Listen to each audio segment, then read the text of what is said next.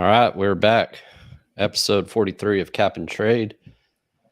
I am your host, TexansCap. You can follow me on Twitter at TexansCap. This is the Cap and Trade YouTube channel, joined by, once again, Mr. Landry Locker of 610 Radio and the Locker Room of YouTube. How you doing, sir? I'm doing great, man. Doing great. Watson week, baby. Watson week. Means a lot of things. Thought we were going to get a little press conference today. Didn't get it. That was quite a surprise. I mean, they kind of just dropped that in at the last second to say, "Oh, yeah, Watson's not going to be on today." And I really didn't know what to think about that. I thought that was kind of an interesting move. You know, you can only hide him from the media for so long, and I don't foresee it being any better or worse doing it this week or next week or whenever he's made available to the media. Why not just get it over with and rip the Band-Aid off, have him answer the questions and move on? There's a lot. I actually put out a YouTube video, Locker Room on YouTube, talking about this, kind of trying to make sense of it. And the thing that's the most confusing about it is I don't know why they didn't just say, you know, that they weren't going to have him up there yesterday. You know, if you weren't going to do it, like regardless of the why, and, you know, there's different point of views from maybe what the organization is thinking, what he's thinking, et cetera. But if you were going to do it, the one thing that I didn't even really say there, and sometimes you just stuff kind of simmers when you get away from the moment and you haven't been, you know, talking for 6 hours. If they were going to do it, they should just said it yesterday, you know, because it's no secret that the quarterback for the Browns speaks on Wednesdays. Like, it's been that way for a long, long time. And if they weren't going to do it, they probably just should have said it yesterday instead of all these media people getting ready for it. And then all of a sudden you send out a list and it says Nick Chubb, Denzel Ward, Stefanski, and whoever else. That's the only confusing thing to me. I'm sure they have their reasons. I'm not saying those reasons are right, but they probably should have just made that announcement, you know, yesterday instead of today. That would have been my advice if they felt this was the right strategy. Yeah, not only it's yesterday or some kind of notice, not an hour before the media part. So, and Stefanski even said you'd have to ask them. It wasn't my idea. Like, they asked Stefanski and he said you'd have to ask the PR staff. That's their field. They pulled the rug out. Yeah. I mean, yeah, it is what it is. I mean, he's going to eventually have to face the questions, and there'll be a lot of difficult questions, and see if he can navigate it. I can kind of understand it from the Browns PR standpoint, considering his last two efforts behind the microphone were not very well done. Hopefully he's learned a little bit of PR lesson and can answer those questions. Brian Burney commenting on Jake Trotter's post and stuff like that. Like, it's just like these guys just can't really help themselves. You know, Quincy Avery's doing interviews with Mary Kay, which it was a pretty good column. But yeah, I mean, I just don't know if they can really help themselves when it comes to, you know, handling these types of things. Yeah. Well, it is a big week regardless. You know, him returning back to the NFL, returning back to Houston, first week back. A lot of curious to see which fans that do show up, how the presentation is going to be. I suspect a lot of boos and hopefully it doesn't get too bad. But, you know, it's just kind of a cap off of a rough 7 days from a Houston standpoint altogether, from the sides, you know, the mistakes of handling the QB situation last week, and then Lovey getting testy again on Sunday. You know, I can understand a little bit of the testiness on Sundays. He seemed, you know, coming off multiple, you know, back to back 5 losses in a row now, getting blown out for the first half of this game and against Miami. And arguably he's going to be frustrated, but when he starts getting that testy, you know, behind the microphone, even on a Sunday, not holding your composure, it feels like it's almost starting to wear a little bit on the media group as a whole. You know, it's just, well, because he looks. I mean, it should be wearing on him. Like, I actually kind of feel sorry for how stupid he looks, and I don't like to use the word stupid, but he looks. I mean, he looks silly. Like, and he looked silly today because, you know, he basically unsolicited comes out, and this is a week after he makes a big deal about I'm not going to announce Kyle Allen. I'm not going to announce the starting quarterback, despite the fact that on Monday, he's the one that said a change was coming. I'm not going to announce that because it would give a competitive advantage. And then he goes out there and basically says that Stingley's not playing. And that, I think that's what he said. I mean, Stingley wasn't practicing. He basically said Stingley's not playing today. It's going to be hard to cover Amari without Stingley. So he goes up there a week after doing what he did last year and going up there and doing this. I don't understand why he's I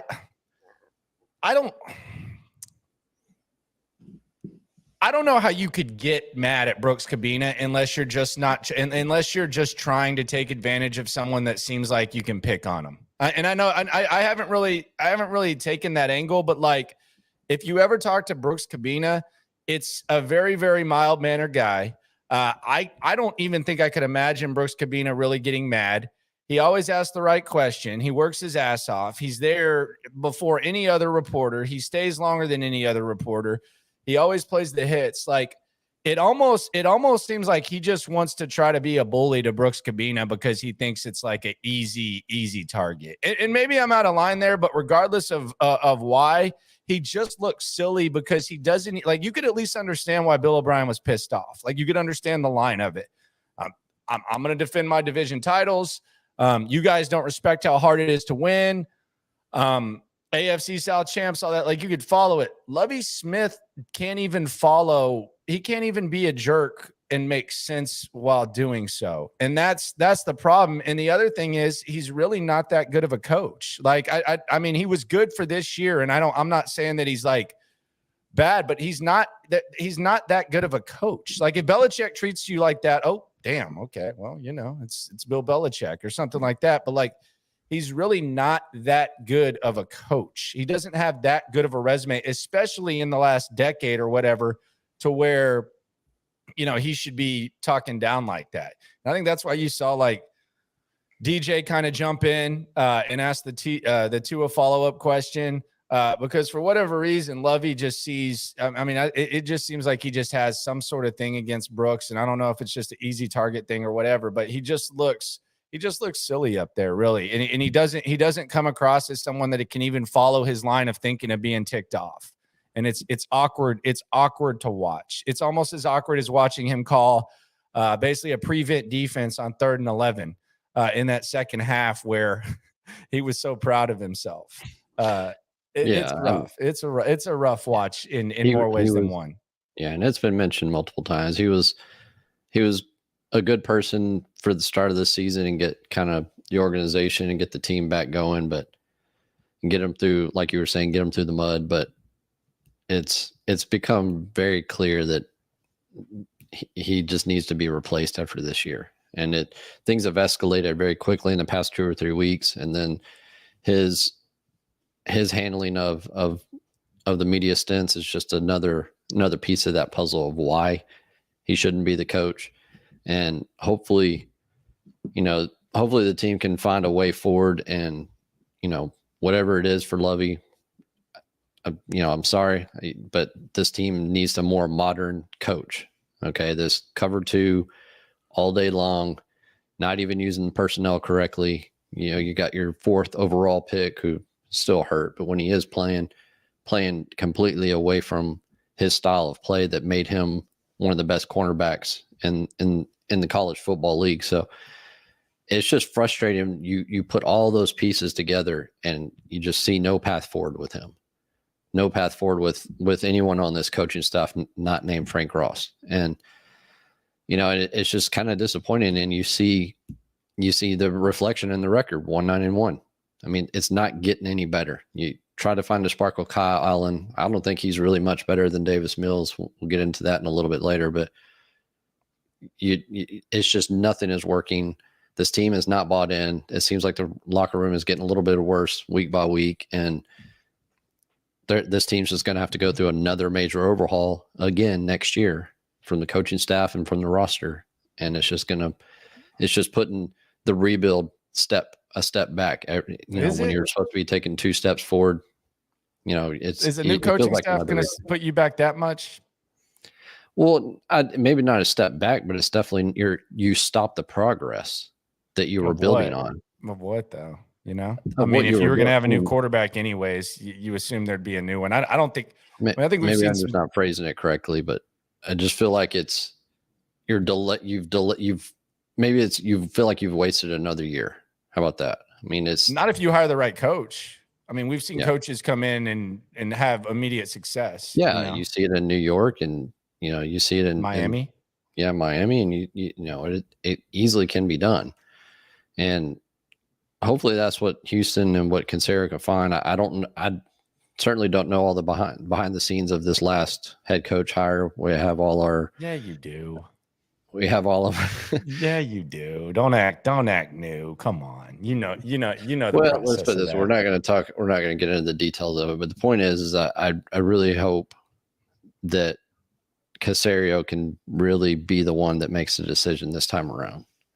And that's assuming, and Casario himself is getting on the hot seat for 2023. And if things don't go right in 2023, we might have a new GM after that.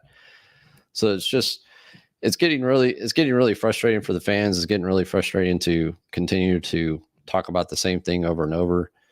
And I was listening to a podcast today on the Athletics football show, and they were talking about the Texans, and it was very disappointing hearing it.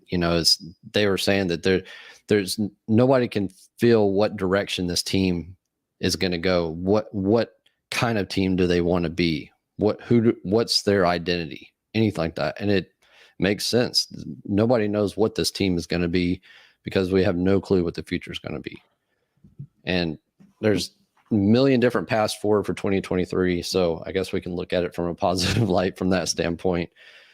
But I mean, it's just this past week, just another blowout, and you going against Miami, who just Mike McDaniel's offense just tore apart Lovey's defense, just picking spaces left and right, shifting the linebackers all over the field with motion, confusing. I mean, we saw the stat today that Miami is the second highest team with pre-snap motion, and it just threw this defense all over the place, and they were just picking apart, finding the open holes. And you hope you can kind of find something like that next year. Maybe it's a Shanahan system, maybe it's somebody else, but it's just got to be a more modern coaching staff at this point, it seems like, because you don't see the offensive line getting any better. The defense is regressing. It's just there's nothing improving from the start of the year. There's no development, it feels like, with the younger players either. No, and I don't think it's, set back too much if you bring in a new staff, especially if you hire the right one. But the player development is an issue. And, part of the reason I don't want to see Stingley anymore is I want to be careful, and I don't want to see him in this system, man. Like, it's just not, I don't know. It's not good to even have to watch him out there in this system. And I mean, just go watch that 3rd and 11 if you just want to see what this system is. Like, that was bad, man. That was just really, really bad. And it's not shocking. Like, I don't think too many people are shocked by it, but it's just rough. They gotta figure some stuff out. I will say, though, I do think that, do you think Nick had like full control of the staff?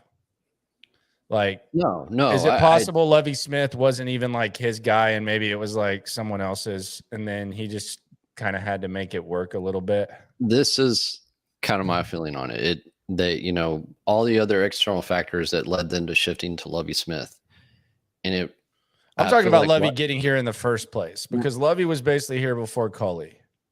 Oh, okay. We're going back 2 years. Okay. Yeah, because Lovie seems like he might have been like the dream scenario because of his relationship with McCown was Lovie's going to come in and be the DC, and then eventually it's going to be McCown. Yeah. And I don't know whose idea that was. I mean, it's kind of discouraging to know that was, that maybe the outer factors would have been able to, make decisions like that, but they're not here anymore. So maybe that's like one thing where I can kind of throw you some slack, I guess, if you can follow what I'm saying. Yeah. I mean, I really don't know. I don't really have a sense of 2 years ago. I have a better sense of this past year. And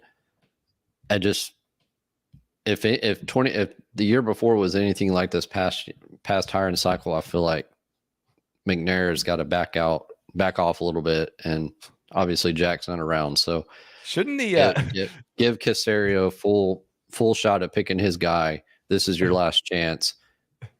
You better get it right, or everybody's gone again. A lot of it goes back to the lawsuit, we believe. Yeah. Shouldn't if I'm like having to defend that, if I'm the Dolphins, I'm just gonna play that to a confession about basically hating his life and hating himself from last year, and how he's revived himself with Mike McDaniel to like counter that lawsuit. Yeah, no, that dude is a treat, man. It's so funny watching him, and like we talked about a couple weeks ago, where he was on the sidelines where he told Justin Fields to stop scrambling, and then this week he's cracking with Tua on the radio saying Georgia's the best SEC team, and then you see the opposite. You see the funny anecdotes of him, but then you see the opposite honest side clip of where he was talking about identifying Tua's 700 plays, man. The mental hurdles that he had to go through to get Tua back after dealing with Brian Flores, who basically just tore him down to nothing. And then Mike McDaniel is bringing him back up, and you see it in his play and his demeanor on and off the field. And, it's just really cool to see something like that go down. And, Mike McDaniel's a great person for that as well, because he's dealt with those kind of adversities with his life as well, with his alcoholism and all those things. So he's got some good players too. To all you people saying, he does. It's a talent.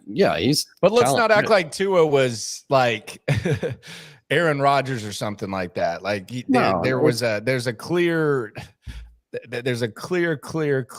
impact that he had.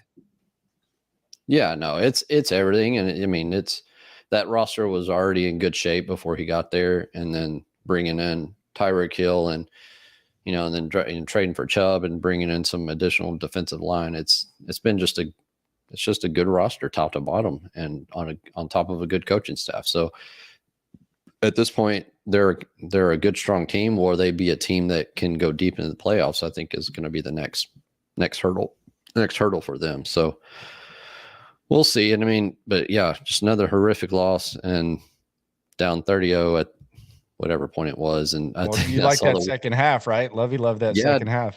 Yeah, did a lot of positive things there. When the team goes, just like Kyle Allen, who finally gave some honesty, saying, the team went into prevent mode and allowed them to dink and dunk down the field.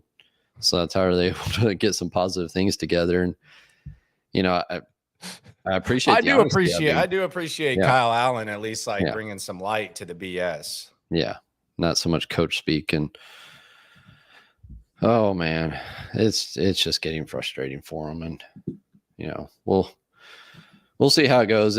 Cleveland's bringing in a defense that's good on paper, but just doesn't seem to be able to perform up. They can't stop the run. Yeah, so they're 23rd in run defense this year, and so actually might see Dameon Pierce actually get back to his old ways. You sure? Maybe. Hey, might not see Rex Burkhead this weekend, so he's in concussion protocol. So maybe we'll see some Eno Benjamin, Dario Gobawale out there get some carries. We'll see. But okay, that was close, I thought. Okay. All right. Yeah. So but it'll be interesting to see how much of the playbook is available for Watson and how rusty he is. They don't need a time.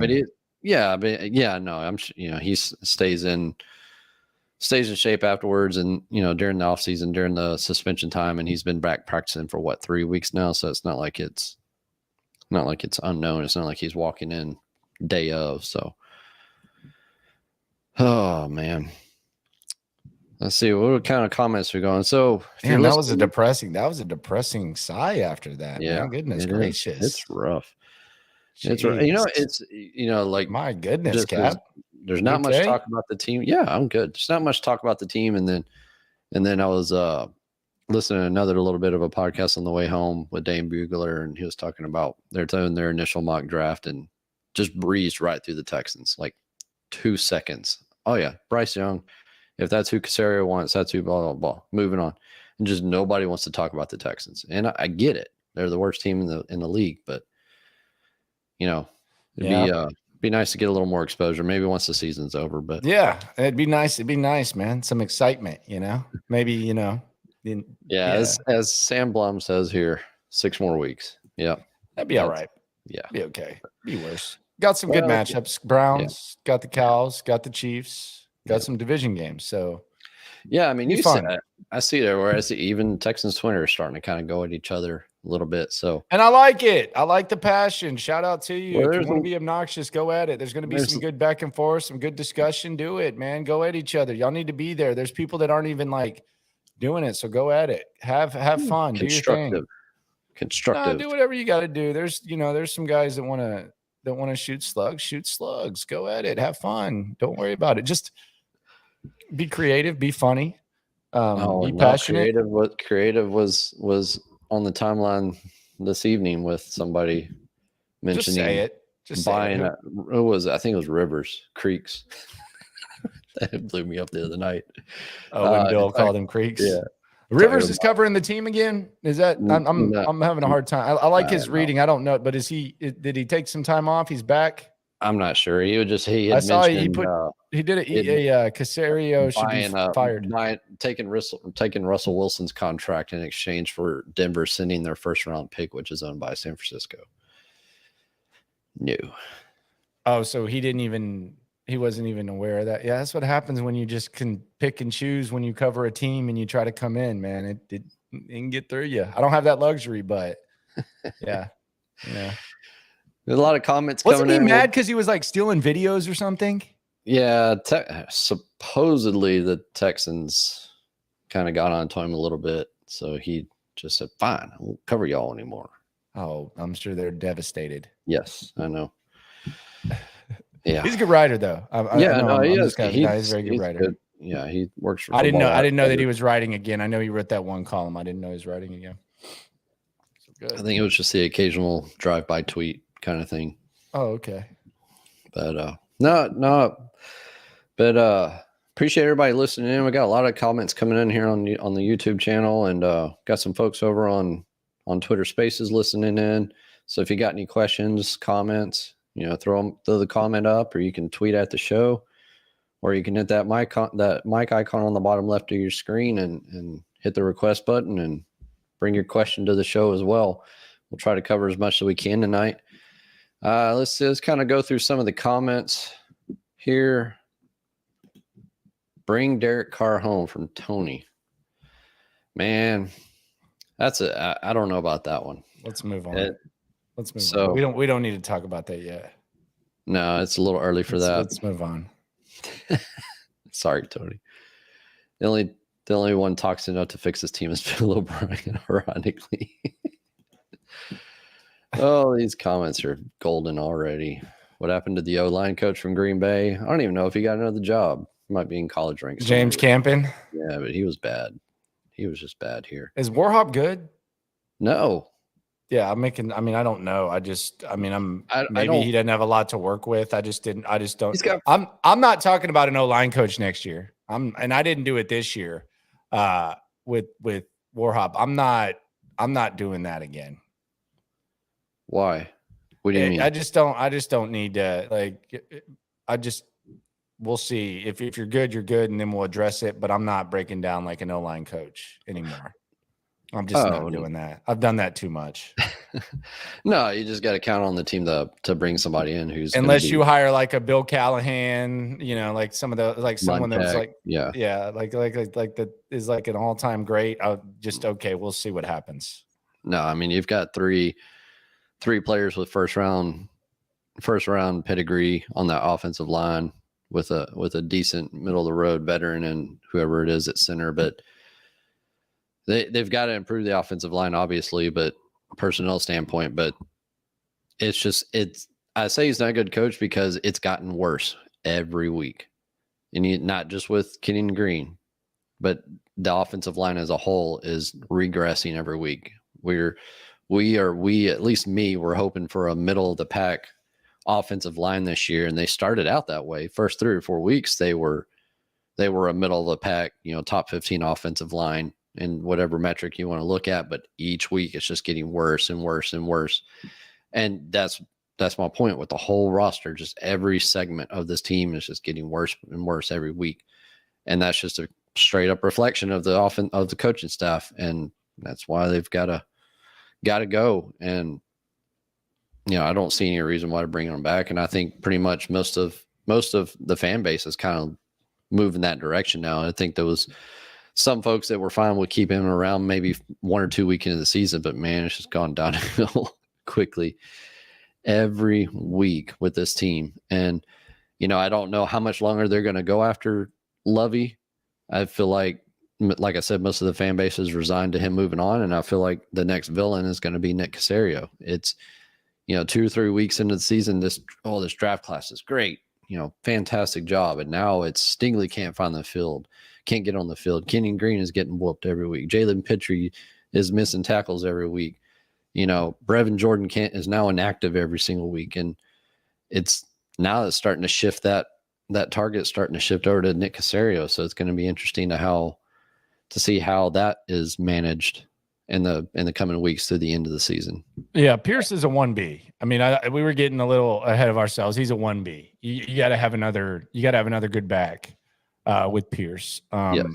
And I think the scheme, Petrie and Derek Stingley, Lovey's not going to use those guys to the best of their abilities. Right. Although there have been sparks. So yeah, I mean it is Nick Caserio time.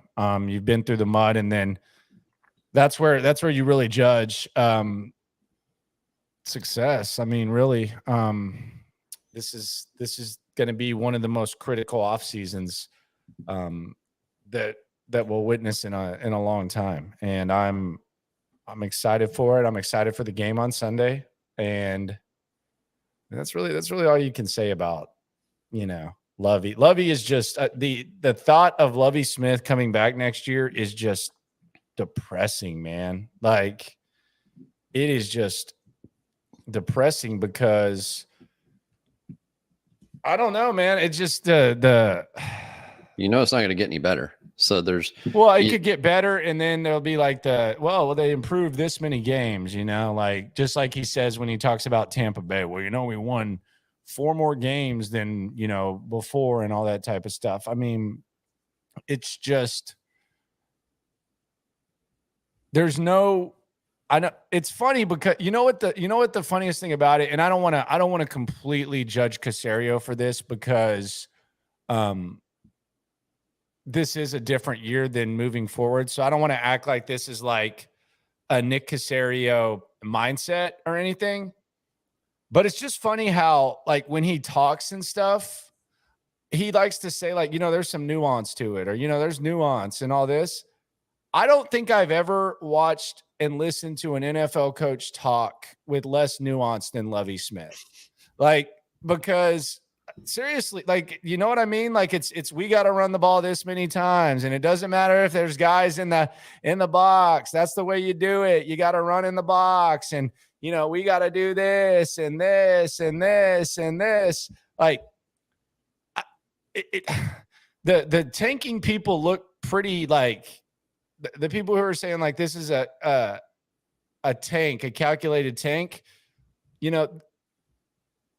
If you're laying out a case there, the fact that Lovey Smith has such little nuance as a head coach, and Caserio seems to be a guy who's like got nuance in Costco bulk, it does just kind of make you laugh a little bit, doesn't it? Like, because I'm never going to say that Nick Caserio is not smart, and I'm never going to say that he doesn't like look into the gray area. I can only imagine like what's going on in that smart brain of his, but like Lovey's like grasp. Did you hear what he said to Brooks today? No, bro. I pulled this. What time was it? I have like a timestamp. I didn't get a chance to look at the. All right. I think I can actually share it. I'll go get it, and I'll pull it up. But he was talking about facing guys in the box. He was talking about the like how obviously because the Texans can't throw the ball, that they're seeing all these fronts, right? Like they have, an extra guy in the box. There's 8-9 guys in the box. Here, let me pull this up and share it. I got it right here. This is Lovie Smith talking about that. Here's Lovie Smith talking about extra guys in the box. Here you go. He's a great college player. Hold on, damn you, yeah, whatever. Advertisement, pay bills, pay the bills. It was weird. Damn you guys, Picking it up. come on. I apologize for this. Why he's Here we go. You look at his bank account; he's getting paid the way. All right, he this is the competitive challenge. advantage. So this is funny right here. That was the case last week. That's life in the NFL too. Our guys, Des. He just said we're going to guard guys without Derek. So, okay. So you just gave away your competitive advantage. Yeah, we talked about that. Yeah. So there's that. So here's the Dameon Pierce thing. I'm going to say that's been the case since game one. Dude, what are we doing, Texans? Defensively, you can always get an extra guy in the box every Always. snap. And for running football teams, that's life in NFL. What? Yes, there's been great interior defensive linemen that we played most of the year. We're going to play very good ones this week also. So, again, we've been dealing with that. We got to find a way to still run the football under those circumstances. What? So first of all, he says that's life in the NFL. You're going to have an extra man in the box when you're a running team. Not true. If you have a good quarterback, that's not true. And then he says, we're going to have to find a way to run it anyways. What do you mean we're going to have to find a way to run it anyways? Like if they're just sitting there, what does that mean? Is that like a Pep Hamilton order or something like that? I mean, that's the old school mentality. Like we've talked about over and over on this show. He sticks with the same defense, doesn't want to change. It's execution over scheme. And this is the same thing here. If you execute, doesn't matter how many men they have in the box. If you execute, you'll be able to run the ball. No, you have to adjust for what you have in front of you. And you've got 8 men in the box and you need to start throwing the ball, but they don't have a quarterback that can do that. So teams are just loading up on them and going to make this team prove that they can throw the ball. Do it anyways. What does that mean? Yeah, got to do it. That's what we are, Landry. I mean, I'm not saying like I'm not talking about like the ultra check quarterback where if it's 3rd and 1 and there's an extra guy in the box, you check out into a pass. I think that you kind of get a little bit robotic when you start doing stuff like that. But I mean, if over the course of a game it's clear that you're not going to be able to run the rock, you're going to have to figure something out, and that's not life. That's not life for every running team. No, Pep's not adjusting. Lovey's not adjusting. Feels like a 10-year-old scheme out there on the field trying to fit within today's NFL world, and it just trying to put a square peg in a round hole. And it was the same thing in Illinois. It was the same thing in Tampa Bay. Yep. It was really kind of the same thing. Yeah, in the middle of the Chicago stuff. So yeah, that's what it is. But I'm not really tripping on it as long as it's not next year, because next year I think expectations go up a little bit with the offseason. So yeah, I mean, you would hope. I mean, this team, there was some expectations that this team might be slightly better than the 4-win team that they had last year, but it's gone backwards again. So hopefully we can see some progression. So Unexpected Truth says I'm in no way a cap wizard, but I'm not a cap wizard either. But according to the team, just look it up. They can have upwards of $70 million in cap switch with just a few cuts, but that's before a Tunsil extension. Yeah, I don't know that they'll be able to get up to that number.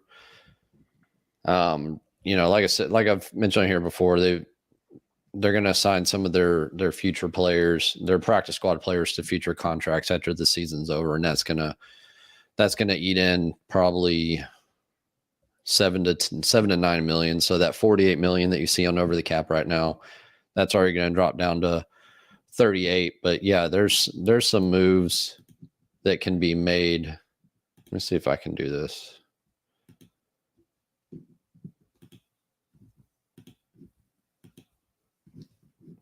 All right.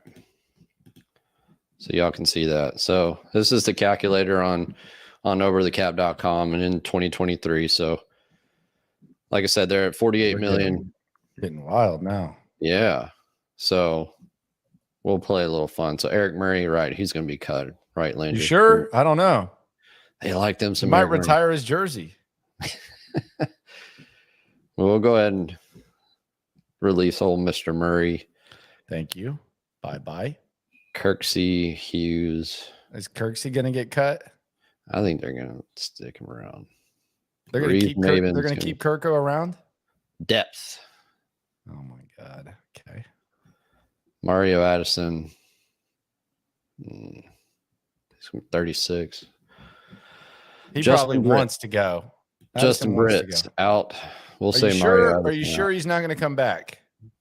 He's going to retire at the rate that he's going. And then after that, it's really getting into all the younger players. There's really not much, no savings down in there. So where are we at? Let's see what kind of number. So that's at 60 million. So probably about 50 million if you make those few kind of moves. And then obviously Cooks you is get gonna into get traded. Yeah, we'll do a trade on him then. So trade, submit. Yeah, so there's your 70 number. But you're gonna have to eat some of that Cooks. Yeah, it's gonna be that's gonna be the you should do stuff like that more often that you just did. Yeah, we will. That's gonna be a lot of the offseason stuff right there. I accounted for Kirksey and Collins being gone. Collins? Which Collins? Obviously, he's talking about Malik, but I don't think he's gone. No. Yeah, no, we'll do a lot of more of that kind of stuff in the off season for sure. But yeah, I think with Cooks, it's going to be that balancing act of if it's just a straight up trade without eating any of the money, then it's probably like a 6-rounder ish. If Houston can take on some of that $18 million in cash as a signing bonus, then that you can probably bring that draft compensation up to like a fourth. If you say you take on 7 million of the 18 million. So that's just going to increase that dead cap number. But yeah, it all signs point to them moving Cooks next year and not getting anywhere close to the value that they had on the table at the trade deadline, unfortunately, which we got into pretty heavily a few weeks back. Yeah. Landry, get YouTube Premium. Okay. Me? I have YouTube Premium. Then why were you getting ads? Oh, on the ad. Oh, the YouTube ads. Oh, I don't know. It might be because of the stream. I don't know. It doesn't happen on mine. Get StreamYard Premium. Hey, donation jar is wide open. Yeah. Blake Cashman got an extension. I guess he means he needs an extension. Blake Cashman looked really good earlier in the season, but his last few weeks has been a little rough for him. Let's see here. What coach really come in and work with Nick knowing he wouldn't have full control picking staff players? So that's a good question. So we'll get Landry's take on this one. So what's it going to take to hire like a D'Amico Ryans? I mean, what kind of questions would he have coming in here? He's got to know what direction is going to be had at number one draft pick, what direction is going to be had for free agency. That's what any coach would want to know coming in here.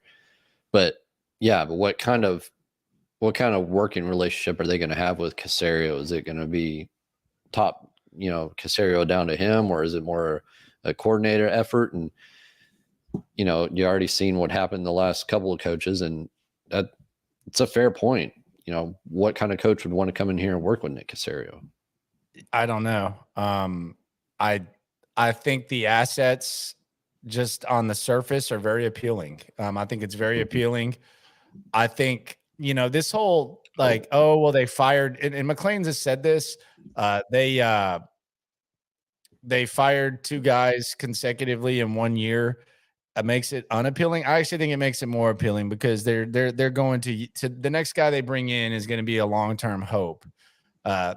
I think Nick Caserio would be able to work with somebody. I just don't know, who wants to work with him. I don't know. I think not having Easterby in the building helps.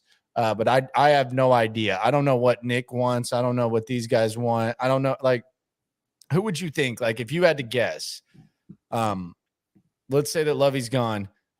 If you had to guess the 5 candidates that you think would, if you had to pick 5 candidates, who do you think would be the guys Caserio would like? I don't even know if I could name 5 people yet. I haven't really I would say dove into it yet. I mean, I don't know if D'Amico would be one to be willing. The Carolina, I would hope so, but I don't think so. Yeah, Carolina coach, maybe Kafka up in New York. Kafka, I think, would get some consideration. I think that Gerard Mayo would reemerge. That's one name that I think Gerard Mayo would have a strong chance. Yeah. Maybe the offensive coordinator up in Seattle is starting to get a little bit of attention as well. With the work that they put in with Geno Smith this year. And man, I just honestly haven't really dove into it enough to know who would be some quality candidates. I know Tom Pelissero put out a article that had quite a few. Wasn't in that list.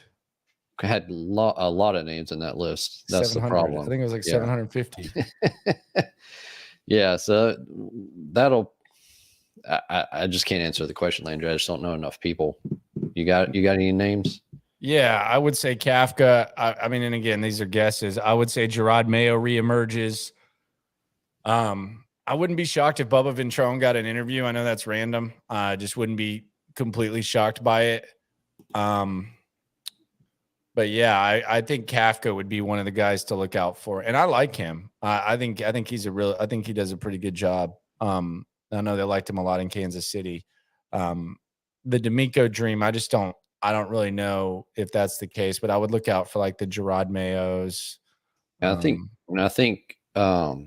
D'Amico is going to be very choosy, very picky of where he wants to go. Yeah, and obviously he should. Yeah, he's going to be probably at the top of the list of many lists out there. So, I mean, he had options last year and he chose to go back to San Francisco because he just didn't find a situation that he really liked. So, yeah, he may not have any interest in Houston for all we know. So we'll see. A little bit of breaking news out there. The fine folks here on YouTube comment section let us know Aaron Wilson tweeted out Blake Cashman has received a 1-year contract extension with the Houston Texans. He was slated to be a free agent next year. He came over in the trade with New York Jets this past offseason. I think they sent a 6th-round pick for him, and now has signed a 1-year extension. No word on the amount or anything like that as of yet, but there we go. Nick Caserio doing a little bit of work. That that's typical of him to do those small one year type of extensions, and same with Burkhead and Tremont Smith last year. So I don't imagine this being too big of a number. He was on a minimum salary, $965,000 this year, so probably $2 or $3 million in new money next year. Between this year and next year, see what kind of signing bonus he had. Team didn't really have a whole lot of cap space to work with, so we'll see if it's a smaller signing bonus, or maybe they shifted some money as a roster bonus the first part of next year. And then Blake Cashman's got some swag, man. Yeah, if he were good, and he'd be a star. No, I mean, like you know what I mean. Like if he were like really, really, really good. I'm not taking it. I like him. I like him on the team. Yeah, but if he were just like a stud, dude, he's got like professional wrestler type swag. Like he's loud. He's got some swag, man. Yeah.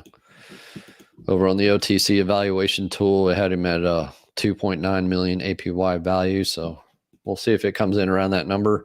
Hopefully we'll get some details the next day or two, and I'll try to dive into whatever details coming into that. Excuse me. But yeah, Caserio doing a little bit of work, getting out there. I really didn't peg anybody as extension candidates. I mean, at the beginning of the season, there was talk of Tavier Thomas being an extension candidate before he got hurt, and they were already kind of they had exchanged offers. during the preseason. But I don't know if that's still going to be on the table or not towards the end of this year. But Cashman, I thought was definitely an extension candidate 4 or 5 weeks ago. His playing time's kind of gone down the past few weeks after he came back from the concussion. I don't know if that's a function of playtime. Jake Hansen got a lot of playtime this past weekend. I've been advocating to see more of Cashman and Hansen and less of Kirko out there. So looks like Christian Harris is going to be able to play this weekend as well. So, at least we see who's going to be under another player under contract for next year. Worst case scenario, he's a very, very good special teamer. If he's not one of your starting 3 linebackers, he's very, very good on special teams. Is he another John Simon type? Yeah, I guess that's a fair enough comp. I don't think John Simon was as good on special teams, but let me say Cashman extension right there. There you go. Cashman extension. There you go. Bring him back. What other kind of stuff was floating around out there? Trevor Lawrence made a big comeback this weekend. Yes, he did. Man, that is a Jekyll and Hyde player if I've ever seen one. Some weeks he looks just unbeatable, and some weeks you lose to Houston. And so, that was a fun game to watch. I was really intrigued by that, and he just was throwing the ball before even players were coming open, just super aggressive. And I hope to see him continue to progress like that. This league needs some more quarterbacks to take the place. The overall quarterback play this year has just been kind of down across the league, and you need players like Trevor Lawrence to step up and take the place of some of the previous players that were out there. So they got a big one this week, man. That's a big game for those 2 teams. That's a big game for those 2 teams, Detroit and Jacksonville. I think Jacksonville is a favorite against Detroit. By 1 point. 1 point. But that's going to be a big game for them. And I was glad Jacksonville got the extra win, get a little more cushion on the win total with the Texans as far as number 1 pick. But Trevor looked good. I think he's going to be fine. Yeah. It's not the immediately ready type of thing, but I think Trevor's going to be a good player. Yeah. Jeff Saturday, roses off the bloom there. Well, couldn't manage the clock. I will say this. It was disastrous clock management.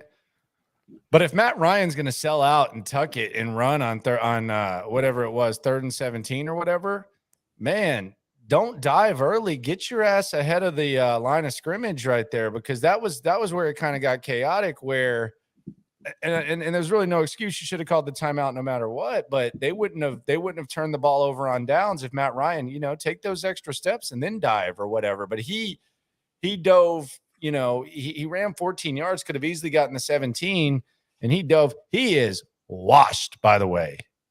That dude is washed up. Yeah, Matt Ryan. That's another team that's going to be hunting for a quarterback. Yeah, they need one.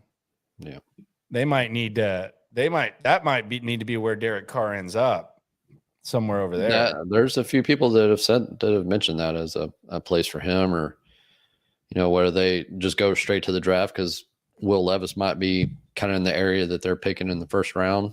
You sure? I'm not saying me. I'm just saying that's what I read today. Maybe they bring back Jacoby. Maybe he's played his way into a return. Yeah. I mean, it's the Jacoby Brissett return to Indianapolis. How long was Lovey's deal? That's all I've heard was short term. I don't know what the length. Yeah, we have no idea. Hopefully 1 year. Combo of D'Amico and Clint Kubiak, Andre Johnson, tickets sold.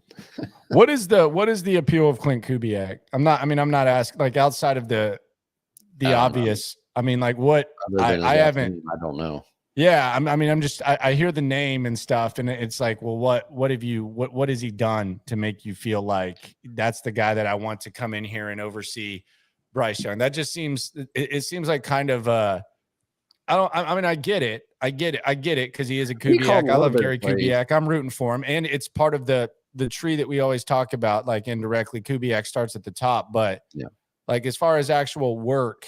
And I know Gary a little listens bit to in the Minnesota. show. Yeah, what has he done? Done. I'm saying he had a little bit of time in Minnesota. Wasn't anything great, and Hackett just turned over play calling duties to him. He's done in Denver. So Hackett's done. Oh yeah. And that's if I'm the Texans, I wait till that's announced, and 10 minutes later, I'm announcing Levy. No, I'm serious. I know I'm you're not joking. serious. I'm 100%. I'm 100% serious. That's not a joke. Like because I keep hearing about perception and all that. Okay, Hackett gets fired. That's the 10-minute mark where like 10 minutes after Levy gone. The end. Problem solved. You're welcome. You're welcome, Texans. Free advice. Free advice. Free PR advice from Mr. Landry Locker. It's good advice. If they listen to me in PR, they'd be in pretty good shape right now. Yeah. Actually, if they listen to their PR staff, they would be in pretty good shape right now. Let me say that. If Omar knows what he's doing. Yeah, they know what they're doing. If they listen to their PR staff, they would be good. Like Lovie Smith, Jack Easterby. Let me rephrase that. If they listen to their PR staff, they would be in good shape. Yeah. Don't misquote me on that. You know what I mean? Never. Now, maybe like 8 years ago, I could have done some PR. Why 8 years ago? Why not now? They probably could have used a little more help 8 years ago, maybe 6, 7. Oh my goodness. All right. If there's any other questions, comments, throw them up before we shut it down. It was a crazy evening. God, man. You just seem beat down, man. I'm worried about you. I'm good. Nah, you're not. See, that wasn't even convincing. I am good to go, sir. Are we gonna get another like guy announcing his retire? Are you gonna announce your retirement from covering the Texans? Are you gonna like No, I'm not gonna. Are we gonna get a heartfelt column from you about you just can't cover this team anymore? They've worn me down. No, I can't do this anymore. They don't want me to post videos. I'm pushing through the pain, looking towards the little blinking light at the end of the tunnel, hoping it gets bigger. And then whenever things get back around and start progressing, and this team becomes a more functioning organization, a more competitive football team, more exciting. Exactly. Start showing up, then that's what I'm talking about. We'll be here. And that's the energy I like to hear. Things will be rocking and rolling. This channel will be hopping. Your channel will be hopping. And we're in it together, man. We're in it together. You know it? We're in it together. It's all okay. Don't get too defeated. It's this football. Team is not going to tear me down. Don't worry about it. It's football, man. It's a process. It's a rebuild. We've been through it. And that's the thing too, but it's football when you say that. So I would awesome. Get 6 years ago. Yeah, I would get a little upset, but now I don't let this team bring me down like that anymore. Look forward to every game, man. Dive into your fantasy teams. Dive into the young stuff. Think about the future. Get excited. There's a lack of relevance. I agree, but you know what? Still going to cover the squad. I'm still going to do it as good as anyone in the town. I'm going to keep doing it, and that's what it is. And I don't like when Texans Cap seems like he's sad that he has to talk about him for an hour. Damn you, I'm Cap. not sad that I have to talk about him for an hour. I was happy to come on here and talk about him for an hour. I'm excited. We need you pumped Crazy up. part, it's only 3 years since relevancy. It feels longer longer at that cap than 3 years. space. Look at that cap space. Feels longer than 3 years. Look at that oncoming cap space. Look at that draft equity. Look at Bryce Young. Percent JJ Watt comes back. I would say 0.0. I would say negative 20,000%. What positions do you want the Texans to draft with that second pick in the first round? Running back, Bijan Robinson, running back. Defensive line, running back, wide receiver, edge. I would say wide receiver. Guard. I don't care. The wide receivers are not supposed to be like top 10 guys outside of maybe Smith and Jigba. So that's where you got to look. Also, the first pick of the second round, you could look out for a receiver too. There's going to be some pretty good receiving options in this draft.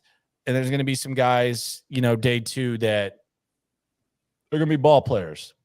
They're going to be real good ball players. I want offensive playmakers. I'm not worried about if they want to build the defense, they can figure out the defense. I actually think just Lovie Smith's departure improves the defense, because I think you'll be able to, hopefully you bring in a coach that can maximize the guys they got. So I think there's like a natural improvement there. I think they need some ballers on offense. They just need some ballers. They need another running back. They need a receiver, maybe an interior O-lineman. That's what they need. Marvin Harrison, you got to wait. He's not eligible, right? He's not eligible. He might be in the discussion as the number 1 pick, but that is in 2024. There are so many good players that are not even eligible. Caleb Williams, not eligible. Bowers from Georgia, not eligible. Marvin Harrison, not eligible. So, yeah. 2 picks in that draft too, though, man. Woo! Yeah. Woo! But I can't wait for this draft.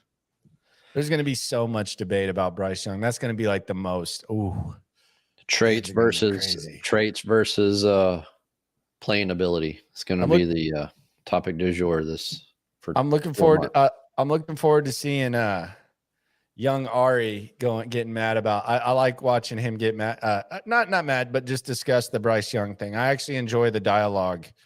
Just from as long as he's not gatekeeping, then we're fine. But when he does make good case for like the quarterback stuff, look, man, like I like the passion. There should be passion for fans. There should be a little bit of anger. Like if you're a Texans fan and you're just happy ho hum, I think that's a dangerous territory. But I'm enjoying that. I think there's going to be some good banner about Bryce. You've got to hold the team accountable and expect the team to find ways to improve and get better. No, I don't think nobody's just sitting especially back here. Ho hum. Yeah, especially here. Yeah, no, it's fine. I enjoy watching his layout of why he believes they shouldn't take a quarterback. It's fun to see it. I just don't agree with. I don't agree with him on Bryce, but I mean, I like the dialogue. I like the banner. I think that we're going to get 4 months. I think we can use it. Yeah. Expectation on Mechie coming back. I haven't really heard much. I mean, he's been around the team. He looks good and healthy, but I think okay, doctor. Thought he had already finished his treatment, but we'll see. Find out. Ari is a Davis Mills guy. Good on him. It's okay. Sarah will probably act like all draft season he wants to trade back. Well, and you know what? I'm not opposed to that with all the needs and stuff. And I think this is the ultimate debate. And yes, I hear everyone say, maybe quarterback. If you don't like one of these quarterbacks, you could sit there and you could say, well, we'll take Will Anderson or we'll take whoever else, the other defensive player. Bottom line is someone's going to like one of these quarterbacks and someone's going to be willing to give you a hell of a lot when they fall in love with one of these quarterbacks. And I'm talking multiple first-round picks. So you could have 6 first-round picks in the next couple of years tops, maybe even more. So that's the intriguing option to me. If you don't like a quarterback, is go get trade then. I don't care if you trade with Indianapolis, trade, because you're getting a couple of ones because someone's going to fall in love there. So that is the dream scenario if you don't believe in Bryce Young or something like that. Yeah, more darts to throw at the board. You're not going to be 100%. Yeah, if you can get more chances at it, then more power to you. And I agree with you there. If Bryce Young or CJ Stroud's not the guy, trade back, move out, let somebody else take their chances on it, and you just keep building up the rest of the roster and find you another bridge guy in the offseason to play quarterback. Just my concern with that, is then it kind of puts you in the middle of the pack the following year, assuming the team functions normally in 2023 and doesn't become another 1 or 2 win team. But, maybe one of those picks you get out, oh, look, it's Pacey. And maybe there's one of those picks you get back, end up having some variance to it and slides up the board, and you end up having a top 5 pick from somebody else. So that's not out of the realm of possibility. You've seen it with Houston with the Tunsil trade. You saw it with Seattle and the Jets on the Jamal Adams trade. You see it right now with the Saints. I mean, there's a lot of opportunity there, playing off variance for sure, and definitely on board with trading back if the team feels that Young or Stroud's not the guy. I just can't see passing up on it at this point. Man, if they had another second too, man, you know how awesome that. Oh my God, if they had another second. 2 firsts, 2 seconds, 2 thirds in this draft, right? Hmm. Whoo, man. Well, they could have had a second. Man, the Cowboys second too. Could have had a second. Pretty How about easily. Mims? How about Mims from OU? Ooh-wee. Stat production's not where it should be because of the quarterback play. Little Mims action, a little Gibbs action from Alabama. Man, you that is playmaker central, that second round right there with the Cowboys. Ooh-wee. That's where you make your hay in this league, man. Second day 2 picks. I've talked about it before. The cost versus return there is where you can really, really, really improve your roster at a very low cost. No doubt. No diggity, no doubt. They should trade Tunsil. I am not on the trade Tunsil. I'm good giving him an extension and letting him chill. Because he actually, I don't think he's going to be discouraged by anything. The dude is all business. I mean, he's going to come in. He's going to be the highest paid left tackle with an extension. If not, he's like, fine, whatever. He's unfranchised taggable in 2024 based on the way the contract is right now. And he's just got all the leverage. The team is going to be very difficult. It's going to be very difficult for the team to operate next year with his cap number at 35 million. So the team is going to have to do one or the other, trade or extension. He's got a ton of leverage there. So God, he did a good job negotiating that contract. That, and then just letting the team restructure his deal back. And it's just putting all the power back on his side of the table. But yeah, he's done well, and he's going to do well again. He's going to be the highest paid left tackle. I'm pretty confident in that. Oh my, man. Props to him. Respect. That move right there with the lack of Cooks trades, why folks were out on the Casario deal should have been made. Yeah, No we hammered that here about 3 weeks ago. 2 Go weeks back ago, and Check go it out. back and watch the show, man. We were not kind. Last one, Bryce Young with Pierce and Bijan in the backfield would be a good start. Yeah. Landry might hurt himself. Yeah. Be nice. It's good. It's good 1A, 1B right there. Yeah. You know how I feel about running backs. Cap hates them, but it's okay. No, I don't Running hate backs them. are good. Just I not like much in running first backs. rounders, but hey. I like running backs. Cap hates them. It's cool. Yeah. It's all right. All right, sir. You got anything else? I don't, man. I appreciate you. Yeah, no, I appreciate you coming on. Everybody listening in, I appreciate all the tons of interaction on the comment section on the YouTube channel tonight. Really appreciate all that. A lot of good listener count keeps going up week by week, so it tells me we're doing something right. Everybody's coming in and listening and having a good time. So a lot of good comments. Except you. Folks,